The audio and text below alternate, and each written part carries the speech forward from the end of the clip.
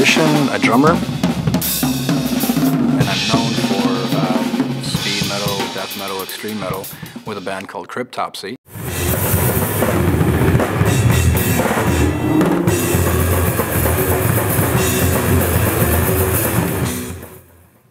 When I was a kid in France, when I was about 6 years old, I was walking with my parents, and we passed a music store, and I saw drums, and it was kind of intriguing, and so I wanted to go in and check it out, and started hitting around, and just just the beauty of the drums and even like the sounds really intrigued me. So I started taking lessons. And I was always searching for something just a little bit more powerful, a little bit faster, and a little bit more challenging, if you wish, drum-wise. And then I just got into this music called death metal. And I got picked up by a band called Necrosis at the time, at the age of 16. And Necrosis became Cryptopsy. And I've been in the band for the past 23 years.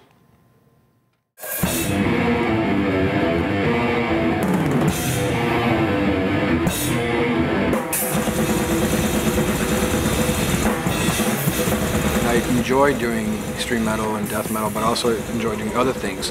When it comes to extreme metal, I want to incorporate other elements and more feel to a music that's very kind of in your face and one-dimensional at times. So I try to incorporate more feel and different fills from different styles of drumming, but maintain that power as well.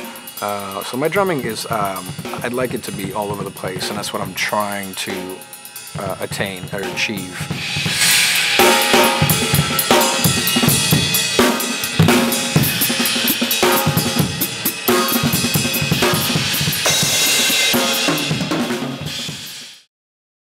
So we'll start maybe, Richard, if you can explain to people what Shure mics I use for what drum. Well, it'll be my pleasure to do so, actually. Thank you. All right. So what we are seeing right now is a classic drum microphone setup.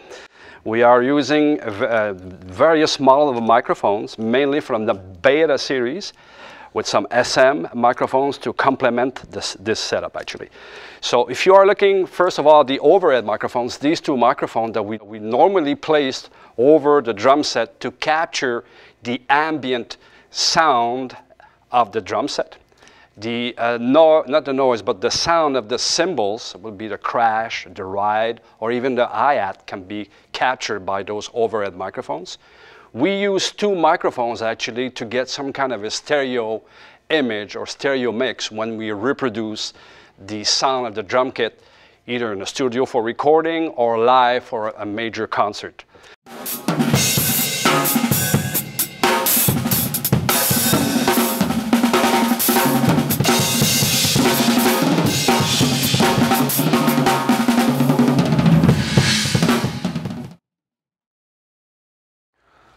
Okay, Richard, I just wanted you to show the people out there what is inside the bass drum. I'm capturing right now actually what I would consider the attack part of my sound.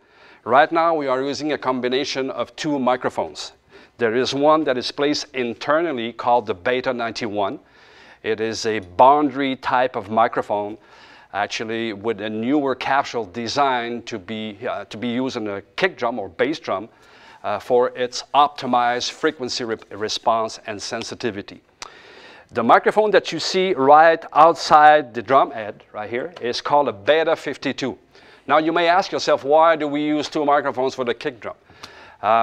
The first one, the one that's internal right now, the Beta 91, it is a condenser microphone. And this condenser microphone, by its operating principle, will give you a lot more attack than resonance. And there's an EQ switch on the new 91A. You are right. There's an EQ underneath allowing you to tailor the frequency response to the acoustic response of the shell or the interactive response of the room in which you are playing, actually.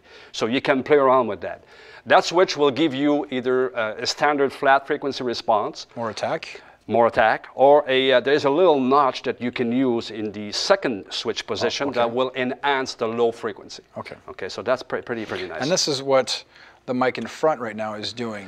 The Beta 52 in front right now, we are using it in combination, and sometimes the sound engineer will mix the sound of both microphones to actually get the feel and the sound that you actually are looking for. The best of both worlds. So you get the attack from the 91. From a condenser in 91.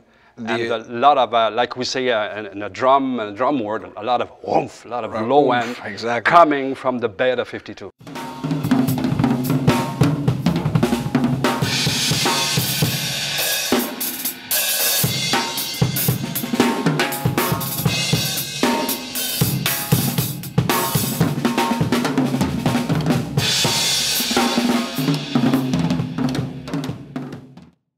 On the toms, you may notice there's 4 Beta 98 AMP tom microphones. Version we are using right now have a cardioid pickup pattern. So by using the cardioid pickup pattern, it gives us some isolation from the cymbal on top of the tom, because this capsule has a nulling point directly in the back. So and I like these a lot for 3 reasons. Yes. First, the hardware. The mounting, the clamps. So great. You can basically mount them on anything. I mean, on the rim, obviously. You can mount them on hardware. You can mount them on tom arms. Very, very versatile. Very easy, you're right. Very easy to place, actually. So all the movement that we can have with these clips, and when you find the perfect location, all you need to do is secure by, screwing up this. Second reason is the size. I mean, You'll find an ideal location pretty much anywhere because they're so small. So if you have a tendency to hit, your microphones with your drumsticks, chances are you're not going to be hitting these ones because they're super, super compact. Flo, you brought a good point. I mean, size. Let's not be fooled by the small size of the capsule. These are condenser mic, and they will give you a very, very high level of SPL before breaking up. So don't worry about that.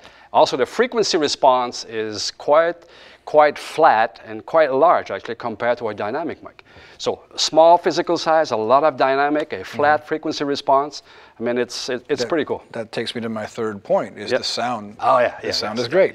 So, I mean, it's great for the toms. I mean, toms and floor. We've seen even some drummers use those on snare drums. On snare as well. Well, you can use multiple mics on the snare. And that's what we're using right now. We'll get to that, I think, now. But yeah, you can use different, especially for recording. Multiple, mics are pretty handy. We always tell people, musicians and artists, that microphones are tools. Yes. And it's up to you to select the proper tools for the sound and the more than sound, the emotion, the feeling of the music that you want to create, actually. So.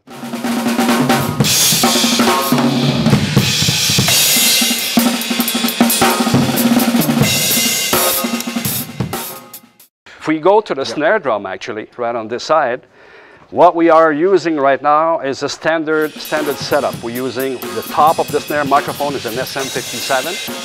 And you can place it, you can change the placement of the mic depending on what type of impact and sound and resonance that you wish to pick up with the mic. So closer the microphone is to the skin, actually, you will get a lot of head resonance. You will get a lot of overtones. If that's what you want, well, this is a great place to put the mic. But if you move the mic away from the skin and aim it towards the center, you get more attack from the stick hitting the head.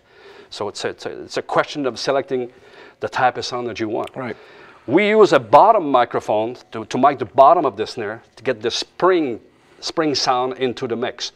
Again, the sound engineer during a live concert or the recording engineer will mix both microphones again to your preference. Exactly, to get the ideal sound. You got it. Being on the manufacturer side, we often question ourselves, what are drummers, musicians, but in this instance, drummers, are looking into when they select microphones? What are they looking for? What kind of sound? What is the main criteria that will have you select one mic over the other? Absolutely. I'll tell you basically what I like to hear. Okay. When I have like a headset on, or even earplugs, there's a little bit more bottom end that comes Okay. that comes in, and I find that, and I like to hear the sustain of, like, say, the toms. Okay. The toms to me have to sound nice and round and warm. They have to sing almost. They have to sing, Yes. right? The floor toms are a little bit looser. The rack toms are a little bit tighter, and I like to hear that, right? Okay. That sustain. So for the toms, I like that. And so what I look for in a drum sound is kind of like what I hear inside a headset or with earplugs when I play. Okay. The snare, it's got to be cranked up. Not too much coils, not too much springs. So almost in between, without any springs and with a tight spring tension, and it's got to be cranked up. For rebound purposes, and also just so it cuts through the mix. Okay. I like to hear that.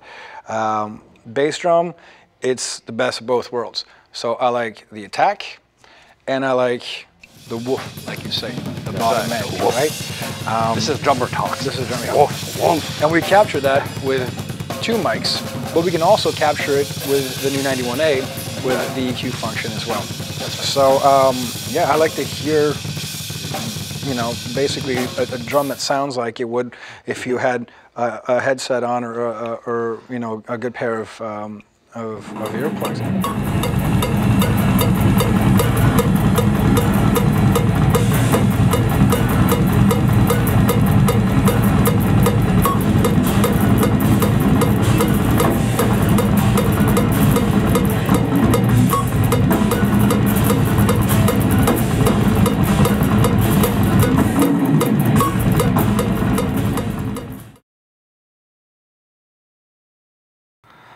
One last word to any upcoming artist or musician, and it's really quick and very brief. There's no real secret to anything. It's all about the time that you put into it. So practice and have a positive attitude, and especially if you want to get gigs and work with other people in the future, be very, very, very positive and try to work on your attitude. Sometimes a good attitude is pays off more than good skills. So try to be a positive person in general, and things will come to you.